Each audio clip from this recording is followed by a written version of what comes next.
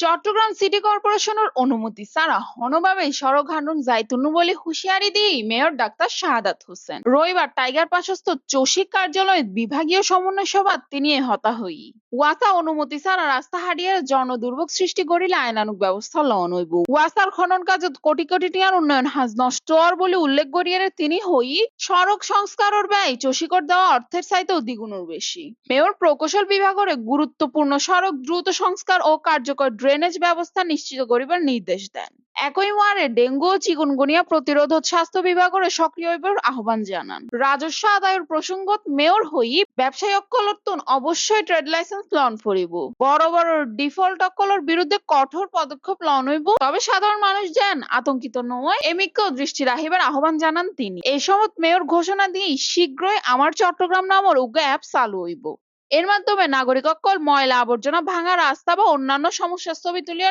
সরাসরি চসিকরে জানাইতে পারিব। CNTV news Chittagong.